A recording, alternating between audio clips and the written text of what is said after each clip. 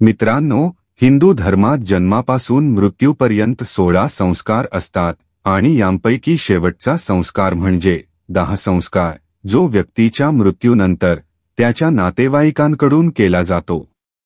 या संस्कारात अनेक खास रीतिरिवाजांचं पालन केलं जातं, जे मान्यतेनुसार आत्म्याला मुक्ती मिळवण्यासाठी आवश्यक असतात।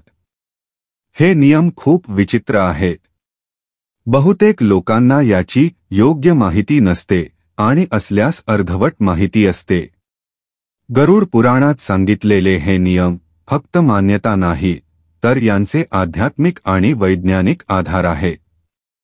आजकाल लोक या रीतिरिवाजांमागील कारण समजून घेण्याची इच्छा करत नाही आणि जे जाणून घेऊ इच्छितात त्यांना योग्य माहिती उपलब्ध होत नाही।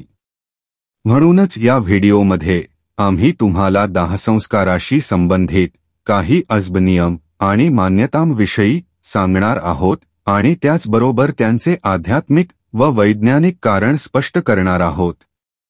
या व्हिडिओमध्ये तुम्ही जाणून घ्याल की मृत व्यक्तीला स्मशानात नेताना त्याच्या अर्थीच्या पुढे एक व्यक्ती मडके घेऊन का चालतो, ज्याचा संबंध मृत व्यक्तीच्या लग्नाच्या फेऱ्यांशी कसा आहे। त्यानंतर तुम्हाला कळेल की मुखाग्नी देण्यापूर्वी पाण्याने भरलेल्या मडक्याला फोडून खाली का टाकलं जातं आणि शव जाळताना त्याच्या डोक्यावर काठी का मारली जाते। आणि शेवटी आम्ही सांगू की शवयात्रेमध्ये मृत व्यक्तीच्या अंगावर मखाणे आणि नाणी का फेकली जातात आणि शवयात्रा पाहून काय केल्याने तुमचे पाप कर्म कमी होतात। व्हिडिओ सुरू करण्यापूर्वी तुमच्याकडे विनंती आहे की आमच्या ज्ञानसागर मराठी चॅनेलला सबस्क्राईब करा आणि कमेंट बॉक्समध्ये जय श्री कृष्ण लिहून परमात्म्याचे आभार माना। मित्रांनो, आजच्या काळात असे दिसते की आपणापैकी अनेक लोक आपल्या जुन्या मान्यतांना अंधश्रद्धा मानतात आणि वैज्ञानिक तर्क देऊन धर्माच्या कोणत्याही उल्लेखाकडे दुर्लक्ष करतात। पातळ दोऱ्यात बांधलेली मडकी आणि त्यातून बाहेर येणारा धूर तुम्हीही हिंदू शवयात्रांमध्ये पाहिले असेल। हे मडके हातात धरून मृत व्यक्तीचा कोणीतरी नातेवाईक शवयात्रेमध्ये सर्वात पुढे चालतो। मग स्मशान घाटात पोहोचल्यावर या मडक्यातील अग्नी गवतावर ठेवून प्रज्वलित केला जातो आणि त्याच अग्नीने मृत व्यक्तीचा दाहसंस्कार केला जातो। म्हणजे घरातून आणलेल्या ह्याच अग्नीने मृत व्यक्तीचे शरीर जाळले जाते। मृत व्यक्तीच्या घरातून आणलेल्या अग्नीनेच अंतिम संस्कार करण्यामागे एक खास कारण आहे। खरं तर वधूवर ज्या अग्नीला साक्ष ठेवून फेरे घेऊन वैवाहिक जीवनात प्रवेश करतात, त्या अग्नीला मंत्रोच्चारण करून घरात स्थापित केले जाते। अज्ञात व्यक्ती ह्याच अग्नीचा उपयोग होम, यज्ञ, पूजन इत्यादी मध्ये संपूर्ण जीवनभर करतो। इतकेच काय, मृत्यूनंतरही याच अग्नीने दाहसंस्कार केला जातो। जुने काळातील ह्या प्रथेला मान्यता म्हणून आजही घरातून अग्नी घेऊन एक जळता लाकडाचा तुकडा किंवा गवऱ्या मडक्यात ठेवून स्मशानात नेले जाते आणि त्याच अग्नीने मृत व्यक्तीचा दाहसंस्कार केला जातो। चला आता बोलूया की मुखाग्नी देण्यापूर्वी पाण्याने भरलेल्या मडक्याला फोडून का टाकले जाते। मित्रांनो, अंतिम संस्काराच्या वेळी शवाला चितेवर ठेवून मृत व्यक्तीचा मुलगा किंवा इतर नातेवाईक पाण्याने भरलेला घडा आपल्या खांद्यावर ठेवून चितेच्या चारही बाजूंनी परिक्रमा करतो। या घड्यात एक छिद्र असते, ज्यातून पाणी सतत गळत असते। परिक्रमा केल्यानंतर हा घडा जमिनीवर टाकून फोडला जातो। यानंतरच शवाला अग्नी दिली जाते। चला जाणून घेऊया की असे करण्याचे धार्मिक आणि वैज्ञानिक कारण। मित्रांनो, शास्त्रांनुसार प्रत्येक गोष्ट नश्वर आहे। सजीव असो किंवा निर्जीव, सर्व काही एका निश्चित काळानंतर नष्ट होतात।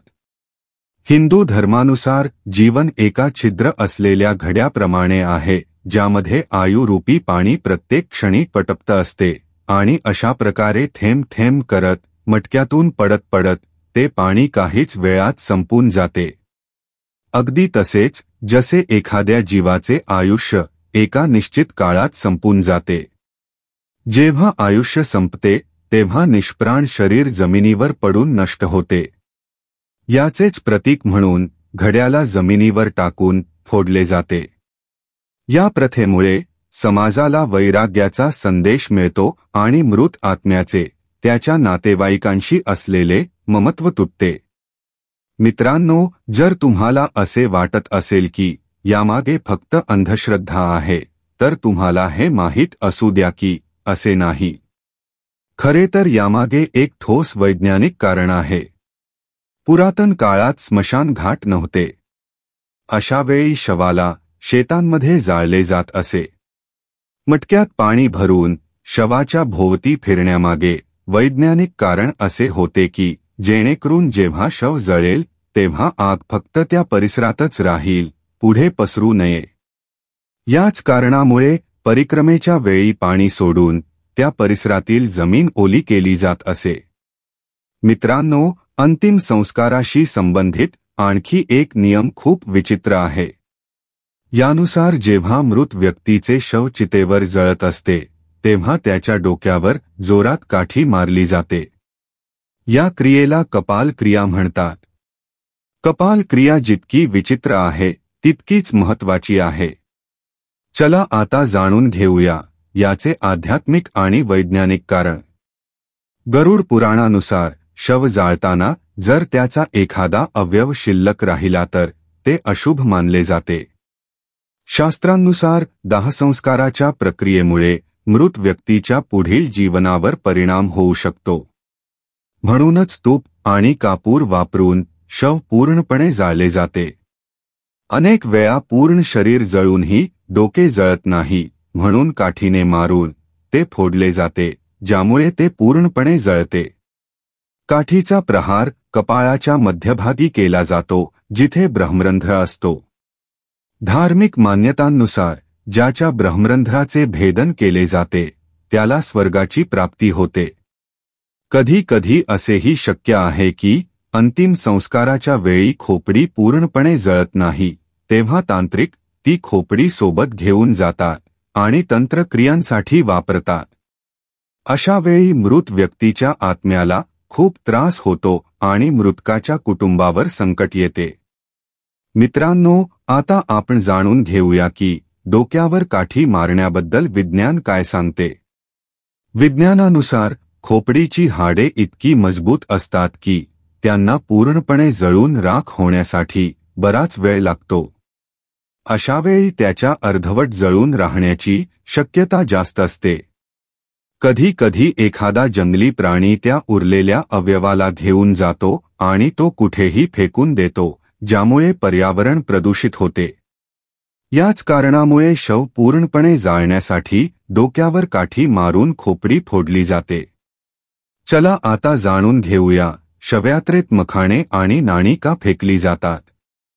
मित्रांनो, मखाणा फेकण्यामागे कारण आहे समाजाला शिकवण देणे की हा अहंकार सोडण्याचा वेळ आहे.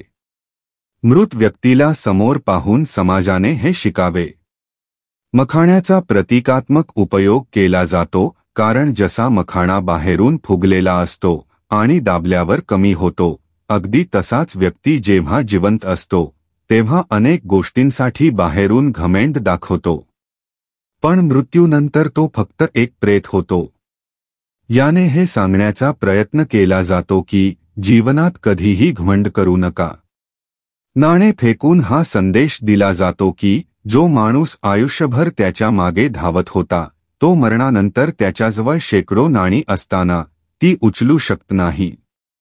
हिंदू शास्त्रांनुसार मरणानंतर व्यक्तीची आत्मा परमात्म्यात विलीन होते. म्हणूनच शवयात्रा पाहणे शुभ मानले जाते. शास्त्रांनुसार एखाद्याची अंतिम विदाई पाहिल्याने व्यक्तीला पुण्य मिळते. असे मानले जाते की शवयात्रा पाहणे सुखद आणि मंगलमय भविष्याचे सूचक आहे.